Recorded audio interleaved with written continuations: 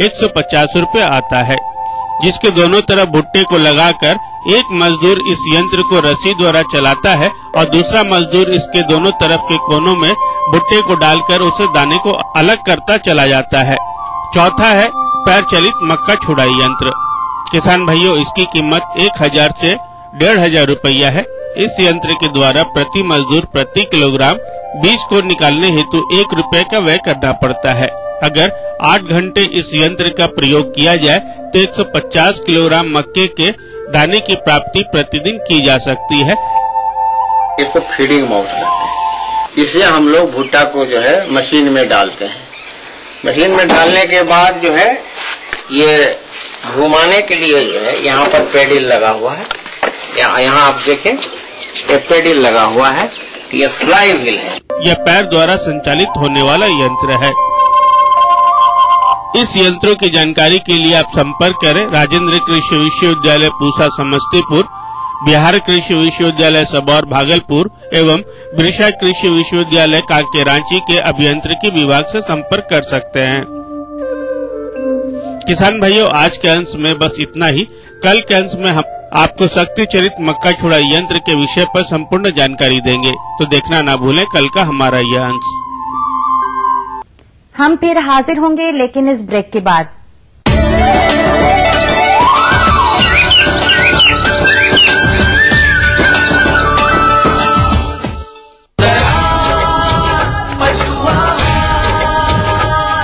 असली भरोसेमंद दयाल पशु आहार, दूध दमदार, आप शानदार।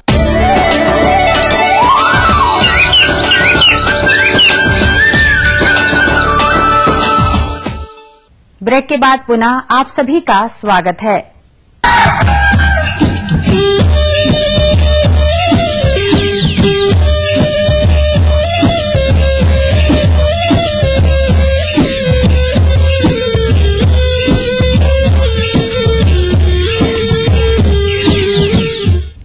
कृषि सह व्यवसाय के अंतर्गत कुक्कुट पालन व्यवसाय बहुत से किसान भाइयों द्वारा अपनाया जा रहा है, जिससे किसान भाई लाभान्वित हो रहे हैं।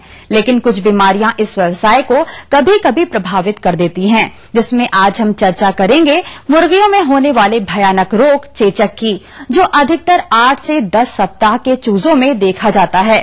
तो कुक्कुट पालक भाइयों, शायद आपको पता होगा कि इस रोग के हो जाने पर कोई नियंत्रण उपाय नहीं है। इसलिए इस रोग से बचने हेतु पहले से की जाने वाली सावधानी प्रबंधन एवं टीकाकरण ही है, जिसको समय से नहीं अपनाएंगे तो इस बीमारी के कारण मुर्गियों की मृत्यु होने लगती है, जो किसान भाइयों के लिए हानि का कारण बन जाती है। अतः किसान भाइयों, मुर्गियों में होने वाले इस घातक बीमारी के प्रबंधन उपायों पर जानकारी दे रहे हैं एक विषय विशेषज्ञ। एक लाभकारी व्यवसाय है और आज ये व्यवसाय कृषि व्यवसाय का एक महत्वपूर्ण अंग बन गया है। अंडा उत्पादन में 3रे नंबर पर और ब्रॉयलर पालन में 5वें स्थान पर आता है। इस व्यवसाय को और अधिक लाभकारी बनाने के लिए मुर्गी पालक या जो कुक्कुट पालक हैं, उनके लिए आवश्यक है कि मुर्गी पालन के जो प्रमुख बिंदु हैं उन पर विशेषकर ध्यान दिया जाए। जो एक प्रमुख पहलू होता है कि जो निस्संदेह इस व्यवसाय को घाटे का व्यवसाय बनाता है, वो है मुर्गियों के प्रमुख रोग और उनकी समय पे रोकथाम करना।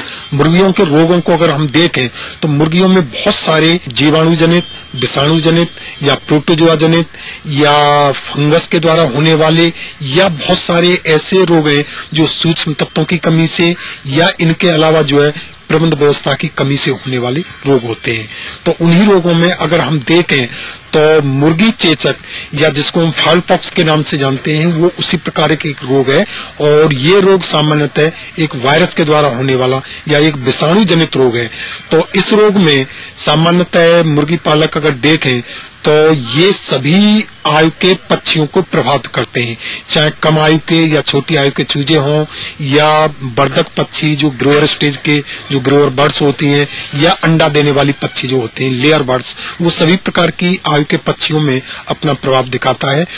तो सामान्यतः जब इस रोग की शुरुआत होती है तो पक्षियों के कलिंगी या गलचर्म या त्वचा या पैरों की जो त्वचा होती है उन पर बहुत हल्के दाने जो फुंसी का रूप ले लेते हैं बाद में, वो उस तरह के बनते हैं और लास्ट में या अंत में वो एक फफोले के रूप में बन जाते हैं और जब फूटते हैं तो उनसे एक शराब या पानी जो है बाहर निकलता है और बाद में जो है जब रोग भयंकर रूप ले लेता है तो कभी कभी इसमें पक्षियों की मृत्यु दर भी बढ़ जाती है उसमें जो है। तो ये इस प्रकार के जो लक्षणों को देख करके मुर्गी पालक इस रोग की पहचान कर सकता है। सामान्यतः गर्मी के दिनों में इस रोग का प्रभाव अत्यधिक होता है, तो इसका एकमात्र उपाय केवल एक टीकाकरण ही होता है। सामान्यतः इसका जो टीका है वो फाउल पॉक्स वैक्सीन के नाम से आता है और इस फाउल पॉक्स वैक्सीन का जो एम्पूल या जो दवा आती है वो एक एम्पूल के रूप में आती है।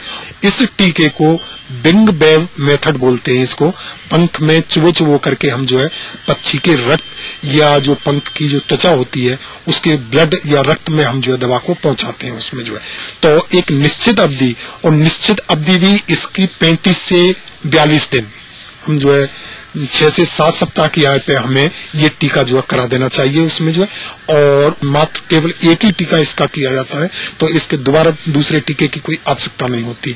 और टीकाकरण हमेशा प्रशिक्षित व्यक्ति से या जो हमारे नजदीकी क्षेत्र के जो पशु चिकित्सा अधिकारी हैं उनकी सहायता या उनके माध्यम से हमें कराना चाहिए। और टीकाकरण के अलावा हम बहुत कुछ हद तक अपनी अच्छी प्रबंध व्यवस्था रख करके इस रोग की रोकथाम कर सकते हैं। सामान्यतः जैसे उनके लिए शेड में पर्याप्त स्थान, दाने पानी के बर्तनों की उचित सफाई और बिछावन की उचित देखरेख, ये इस रोग की रोकथाम में ये ऐसे बिंदु हैं कि काफी हद तक अपनी भूमिका निभाते हैं। तो इसलिए रोग की रोकथाम के लिए हमेशा जो है मुर्गी पालक को इन बिंदुओं को हमेशा अपने ध्यान में रखना चाहिए। तो इस प्रकार इन बिंदुओं को ध्यान में रख करके निसंदेह जो हमारे मुर्गी पालक या जो कुक्कुट पालक किसान भाई हैं वो फाउल पॉक्स या जो मुर्गी चेचक रोग है उससे पक्षियों की रक्षा कर सकते हैं या पक्षियों को स्वस्थ रख सकते हैं और निसंदेह व्यवसाय को एक लाभकारी व्यवसाय बना करके एक अच्छी आय अर्जित कर सकते हैं।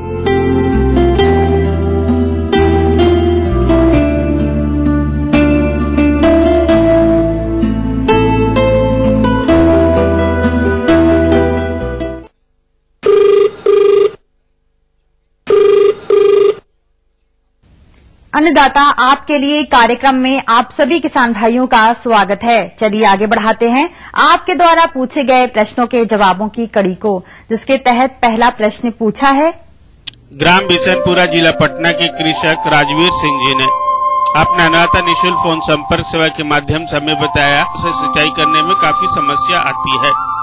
इसके समाधान के लिए आप सोलर यंत्र स्थापित करना चाहते हैं, इस बारे में आप संपूर्ण जानकारी चाहते हैं। तो राजवीर जी इस बारे में जानकारी के लिए देखिए कार्यक्रम का यह अंश। यह सोलर पैनल 3 प्रकार के होते हैं। पहला मैनुअल, दूसरा स्टैंडर्ड और तीसरा automatic tracker. Manual type solar panel, इस प्रकार के पैनल को सूर्य के किरणों की दिशा में घुमाना पड़ता है। यह कार्य किसी भी व्यक्ति द्वारा करना पड़ता है। सुबह के समय सोलर को पूर्व दिशा में रखते हैं, दोपहर के समय सूर्य के सीधे ऊपर और शाम को पश्चिम दिशा में घुमाना पड़ता है। दूसरा है स्टैंडर्ड टाइप। यह एक स्थायी संरचना है, अर्थात इसे घुमाने की जरूरत नहीं पड़ती है। इसके पैनल को दक्षिण दिशा की ओर स्थायी तौर पर लगा दिया जाता है। यह सुबह के समय थोड़ी देर से कार्य करना प्रारंभ करता है, इसलिए इसमें एक संशोधित संस्करण आया है जिसे ऑटोमेटिक ट्रैकर कहते हैं। यह ऑटोमेटिक ट्रैकर अपने आप ही सूर्य जिस तरफ रहता है उसी तरफ घूम जाता है। इसमें स्टैंडर्ड टाइप के सोलर पैनल की तुलना में 20 से 30% ज्यादा कार्य करने की क्षमता होती है तथा यह संयंत्र सुबह 7 बजे से ही कार्य आरंभ कर देता है, परंतु इसका मूल्य थोड़ा ज्यादा पड़ता है। स्टैंडर्ड मॉडल के निर्माण के लिए 5 किलोवाट पैनल का मूल्य लगभग 5.5 लाख रुपए पड़ता है तथा 2 से 3 किलोवाट क्षमता वाले पैनल का मूल्य 3 से 3.5 लाख रुपए होता है। इसका अर्थ यह है कि 1 किलोवाट क्षमता वाले सोलर पैनल का मूल्य लगभग 1 लाख रुपए होता है। ऑटोमेटिक ट्रैकर मॉडल के लिए 5 किलोवाट क्षमता पर आपको 6.5 लाख रुपए खर्च करने होते हैं अगर आपके पास पहले से ही स्टैंडर्ड पैनल लगा है तो उसे हम ऑटोमेटिक ट्रैकर में परिवर्तित कर सकते हैं और इस हेतु आपको 1.5 लाख रुपए का अतिरिक्त व्यय करना पड़ेगा। अगर आपकी विद्युत मोटर 2 हॉर्स पावर है तो उसे 2 किलोवाट के सोलर पैनल से आसानी से चलाया जा सकता है और अगर आपकी मोटर 5 हॉर्स पावर है तो इसके लिए आपको 5 किलोवाट का सोलर पैनल लगाना पड़ेगा। आपके पास जो विद्युत मोटर अगर उपलब्ध है तो इसके लिए अलग से कोई विशेष प्रकार की मोटर खरीदने की आवश्यकता नहीं पड़ती है। सोलर पैनल द्वारा उत्पादित करंट डीसी होता है जबकि हमारी विद्युत मोटर एसी करंट से चलती है। अतः इस डीसी करंट को एसी करंट में परिवर्तित करने के लिए पीएफटी नामक एक उपकरण लगाना पड़ता है। इसे हम विद्युत मोटर में लगाते हैं। यह सोलर पैनल पूरी तरह से सुरक्षित है और इसमें कोई खतरा नहीं है। अगर किसान इसे बंद करना भूल भी जाता है तो एक निश्चित समय के बाद यह स्वतः ही बंद हो जाता है और अगले दिन फिर से कार्य करना प्रारंभ कर देता है। आपका यह सोलर पैनल एक बार लगाने के बाद 25 साल तक चलता है तथा कुछ सोलर कंपनियां इस पर 5 साल की गारंटी और निःशुल्क सर्विस देती हैं। यह सोलर पावर इतना सुरक्षित है कि इसमें विद्युत मोटर के चलने की कोई भी संभावना नहीं है। इस सोलर पावर से हम पानी निकालकर उसे ड्रिप या स्प्रिंकलर के माध्यम से सिंचाई कर जल की बचत भी कर सकते हैं। किसान भाइयों, इस सोलर पावर संयंत्र पर केंद्र सरकार द्वारा लागत का 30% अनुदान दिया जाता है। इस संयंत्र के अनुदान, प्रशिक्षण या इससे संबंधित अन्य किसी भी प्रकार की तकनीकी सहायता के लिए कृपया आप इस पते पर संपर्क करें।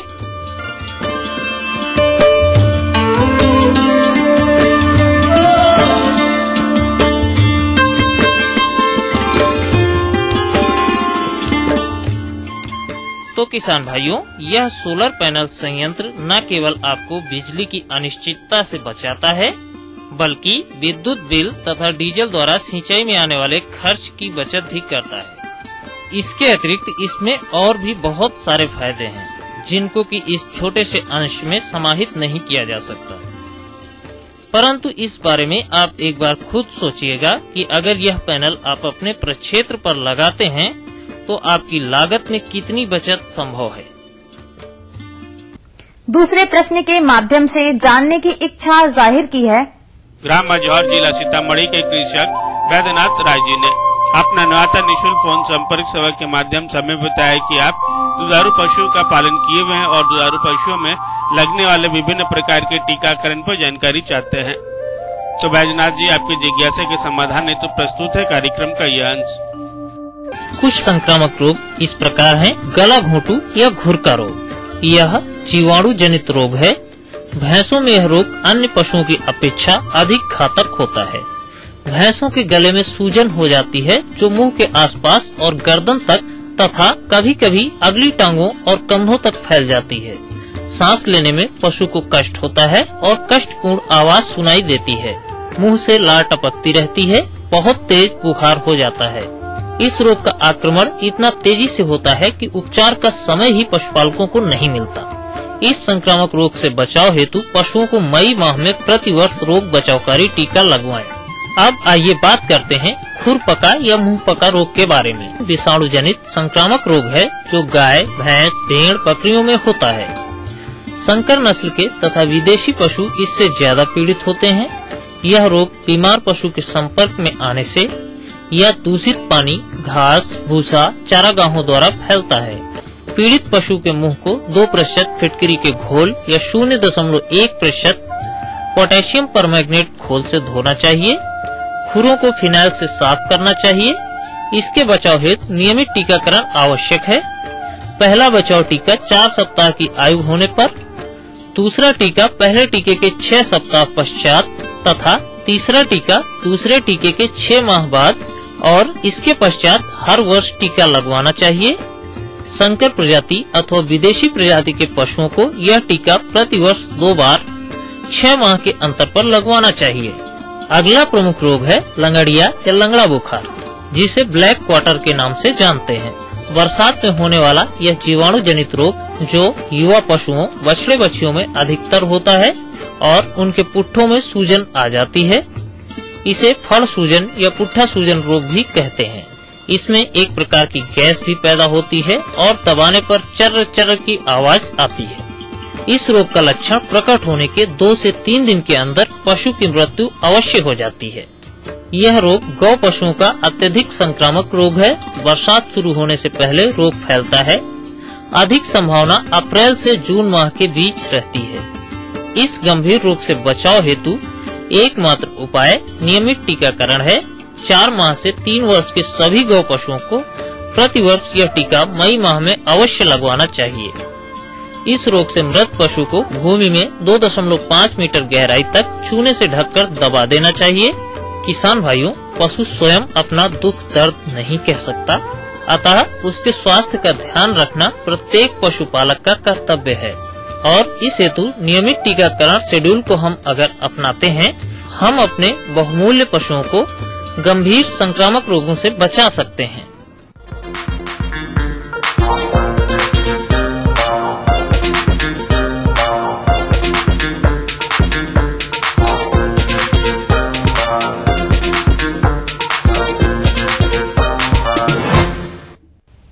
आइए देखते हैं प्रदेश के विभिन्न मंडियों के कृषि उत्पाद के भाव।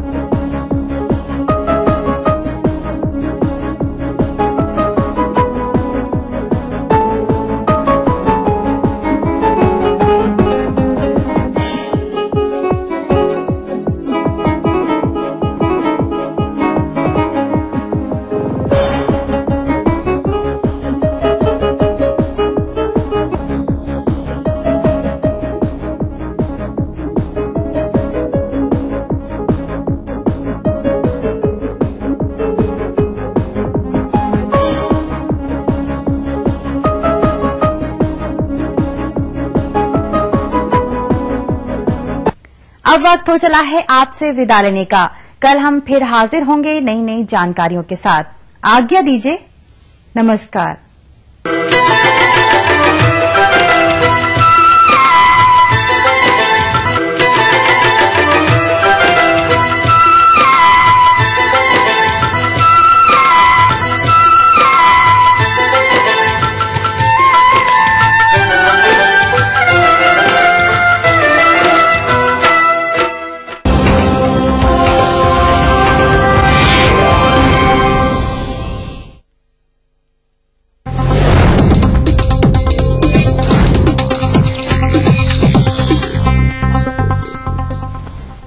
न्यूज के सह प्रायोजक हैं Everlight real infrastructure limited, Dhanbad, Jharkhand. Desh university Punjab, your future to grow.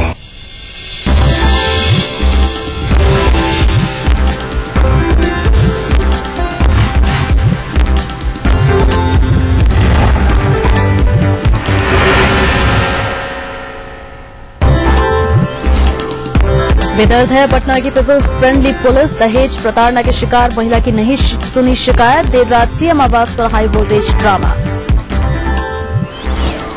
Narendra Modi का भूत नहीं छोड़ रहा नीतीश का पीछा। गोपालगंज के बाद सीतामढ़ी में भी लगाए गए गुजरात सीएम के पोस्टर। लालू के लिए करो या मरो का सवाल बनी परिवर्तन रैली। जख्मी होने के बाद भी ई रैली। बगहा में बेटे तेजस्वी ने भी झोंकी ताकत। गोपालगंज में उत्पाद विभाग की बड़ी कामयाबी। छापेमारी में करीब 20 लाख का कच्चा स्प्रेड जब्त।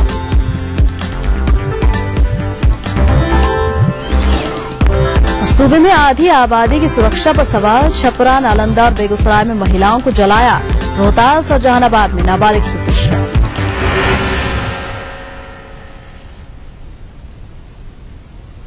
नमस्कार, अपना बिहार में आपका स्वागत है। मैं हूं प्रगति पंत अवस्थी। मुख्यमंत्री नीतीश कुमार जनता का सुख दुख जानने और बांटने के लिए सेवा यात्रा कर रहे हैं, लेकिन सूबे के दूर दराज के जिलों की बात तो छोड़ ही दीजिए, राजधानी में ही सरकार की नाक के नीचे पीड़ितों को न्याय नसीब नहीं हो रहा। दहेज प्रताड़ना की शिकार एक महिला गांधी मैदान थाना पहुंची तो यहां जाओ वहां जाओ कहकर उसे पहले टरका दिया गया। आला अधिकारियों ने भी उसकी नहीं सुनी और जब न्याय की आस में सीएम आवास वो पहुंची तो वहां से भी उसे दुत्कार के सिवा कुछ नहीं मिला। क्या है पूरा मामला, देखिए इस रिपोर्ट में। मरोई बचाने में भाई को भी 10 गो गुंडा भाई सबको बुला के मारा पीटी किया।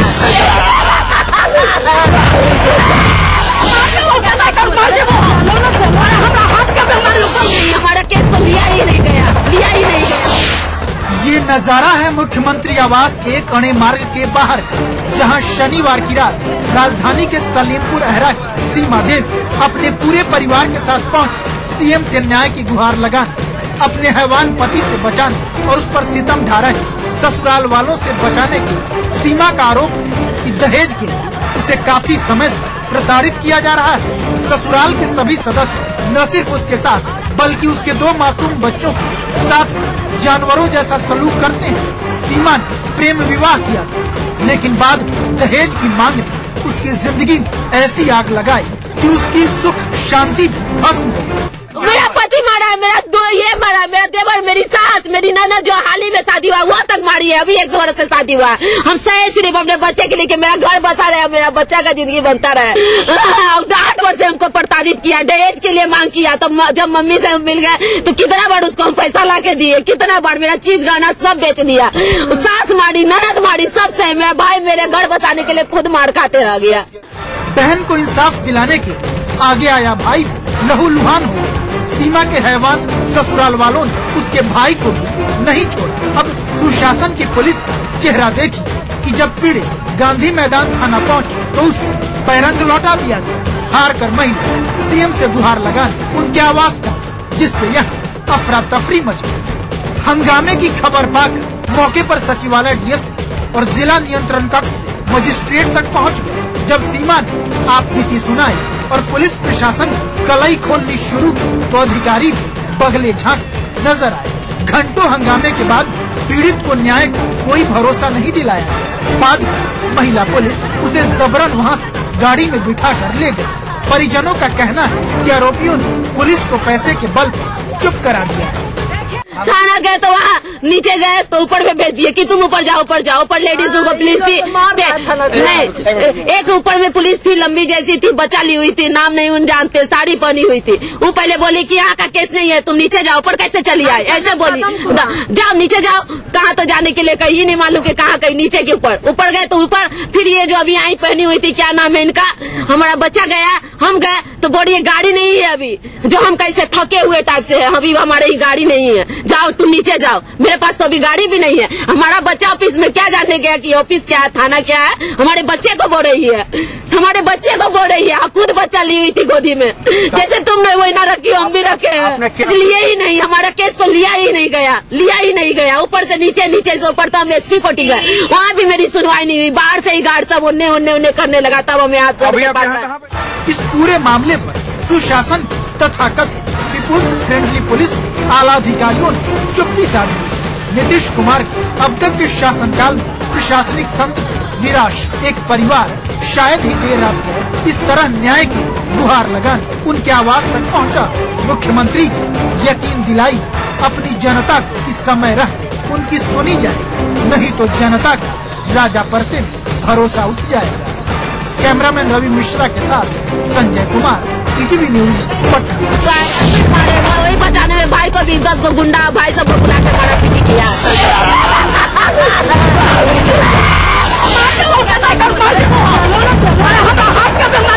हमारा केस को लिया ही नहीं गया। इसी पर ज्यादा जानकारी के लिए पटना से हमारे संवाददाता संजय हमारे साथ जुड़ चुके हैं।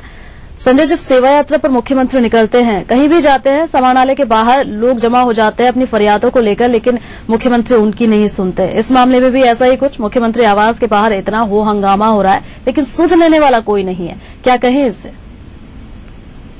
जी देखिए, प्रगति निश्चित तौर पर ये आप कह सकती हैं अब जोर देने वाली घटना है। खुद कवरेज के दौरान टीवी की टीम वहां मौजूद थी और आप समझ सकते हैं कितनी पीड़ा और व्यथा से भरी है ये महिला, जो पीड़ित महिला है। शरीर पर जख्म के निशान है और आप देख सकते हैं विजुअल में किस तरह वहां से गाड़ियां गुजर रही हैं। सारे वीआईपी गाड़ियां जो है वो सीएम आवास के अंदर जा रही हैं। कई अधिकारी उसमें हैं, लेकिन किसी ने जहमत नहीं उठाई कि इस पीड़ित परिवार से वहां। ये बात ठीक है कि वहां पर सचिवालय डीएसपी मौजूद थे, लेकिन कई वीआईपी गाड़ियां जा रही थी, कई अधिकारी वहां सीएम हाउस के अंदर जा रहे थे और किसी ने उसका हालचाल नहीं पूछा कि आखिरकार क्यों ये परिवार जो है इस कदर यहाँ इतनी देर रात पहुंचा हुआ है। तो आप समझ सकते हैं कि किस कदर संवेदनशीलता जो है वो सरकार के लोगों में यहाँ पर है फिलहाल। और पुलिस की तो खैर बात ही छोड़ दीजिए, आप समझ सकती हैं सार्वजनिक रूप से एक महिला किस कदर कितना व्यथित हुई। पूरे छोटे छोटे बच्चे आप देख सकती हैं, उनको लेकर वो पहुंची है सीएम आवास से। अपने परिवार का कोई तमाशा नहीं बनाना चाहता है, लेकिन प्रशासन और सरकार के रवैये से निराश एक परिवार अगर इस तरीके से करता तो निश्चित तौर पर एक बड़ा सवाल खड़ा होता है, न केवल पुलिस की कार्यशैली पर बल्कि सरकार की कार्यशैली पर भी सवाल खड़ा होता है। और पुलिस अगर लाख सफाई दे, लेकिन हकीकत यह है कि ये परिवार निराश हुआ था पुलिस के रवैये से और उसके बाद इस कदर वो देर रात वहां पहुंचा था। फिलहाल देर सही पुलिस इस पूरे मामले के जब आप देख सकते हैं जबरन जब ले जाया गया उसे, तो सबसे पहले उसे इलाज की जरूरत थी और उसे इलाज के लिए ले जाया गया और देर रात उसे लिखित आवेदन भी लिया गया। लेकिन ये बात जब मीडिया ने संज्ञान में लिया, जब टीवी ने खबर को चलाई, इसके बाद पुलिस जो है वो चेती और हंगामा हुआ, तब जाकर इस कार्रवाई की गई। लेकिन इसी तौर पर एक बड़ा सवाल खड़ा हुआ प्रगति। बिल्कुल बड़ा सवाल खड़ा होता है कानून व्यवस्था पर भी और सुशासन पर भी। तमाम जानकारी के लिए बहुत बहुत शुक्रिया आपका संजय। तो पटना से हमारे संवाददाता संजय जैसा कि बता रहे थे, ये पूरा हो हंगामा हुआ है पटना में मुख्यमंत्री आवास के बाहर, जहां एक महिला जो कि दहेज प्रताड़ना से परेशान थी पहले थाने पहुंचती है, लेकिन थाने में उसे जब अनसुना कर दिया जाता है, आला अधिकारियों के द्वारा अनसुना कर दिया जाता है, तो वो अपने पूरे परिवार के साथ पहुंचती है मुख्यमंत्री आवास के बाहर और वहां ये पूरा हंगामा होता है। हाल फिलहाल प्राथमिकी भी दर्ज हो चुकी है। नहीं है, सब कुछ है, नहीं है, कुछ नहीं है, आप तो कभी नहीं समझती, आप कभी नहीं समझती, देख रहे हैं ना। आगे बढ़ते हैं। नरेंद्र मोदी का भूत नीतीश का पीछा नहीं छोड़ रहा। गोपालगंज के बाद सीतामढ़ी में भी नीतीश के स्वागत में नरेंद्र मोदी के पोस्टर लगाए गए। नीतीश के स्वागत में जो तोरण द्वार लगाए गए थे उसमें नरेंद्र मोदी की तस्वीर लगी थी और उन्हें भावी प्रधानमंत्री बताया गया था। ये पहला मौका नहीं है जब बीजेपी कार्यकर्ताओं ने इस तरह से नीतीश कुमार का स्वागत किया है। इससे पहले 2 मई को गोपालगंज में भी ऐसे ही पोस्टर लगाए गए थे और नरेंद्र मोदी को भावी पीएम बताया गया था।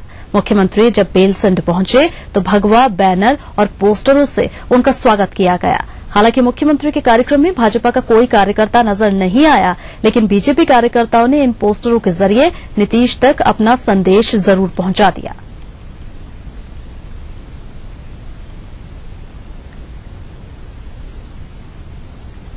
इधर सीतामढ़ी में सेवा यात्रा के दौरान मुख्यमंत्री नीतीश कुमार बेलसंड प्रखंड के मारड़ गांव पहुंचे, जहां बागमती नदी पर बने पुल की हालत पर न सिर्फ चिंता जताई बल्कि उसको जल्द ठीक करने का भी आदेश दे दिया। गौरतलब है कि करोड़ों की लागत से बने इस पुल के निर्माण के दौरान रंगदारी को लेकर एक अभियंता और एक सुपरवाइजर की अपराधियों ने गोली मारकर हत्या कर दी थी। बाद में पुल का निर्माण तो हो गया, लेकिन अप्रोच पथ नहीं बनाए जाने के चलते आज तक ये पुल चालू नहीं हो सका है। कर रहे थे कि इसको अनुमंडलीय अस्पताल बनाया जाए, तो अनुमंडलीय अस्पताल यहाँ निर्माण कराया जाएगा। उसमें उसके लिए आवश्यक प्रक्रिया भी शुरू कर दी गई। और एक मांग आपने किया कि मारड़ पुल का पहुंच पथ, तो मारड़ पुल का पहुंच पथ का निर्माण कराया जाएगा। उसमें और जितना पुल पुलिया की भी जरूरत होगी उसके साथ उसको कराया जाएगा। वहीं सेवा यात्रा के दौरान मुख्यमंत्री ने सीतामढ़ी के बेलसंड में नए अनुमंडल कार्यालय का भी उद्घाटन किया, जिससे स्थानीय लोगों की चिर परिचित मांग पूरी हो गई। वहीं चंदौना कॉलेज में जनसेवा को संबोधित करते हुए मुख्यमंत्री ने 68 करोड़ 52 लाख रुपए की कई योजनाओं का रिमोट दबाकर शिलान्यास और उद्घाटन किया।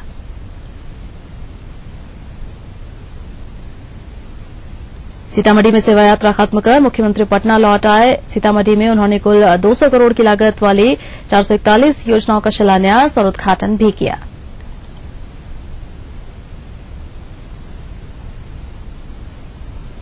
ऐसा लगता है कि 15 मई को पटना में आयोजित परिवर्तन रैली राजद के लिए, खासकर लालू प्रसाद के लिए करो या मरो की स्थिति बन गई है।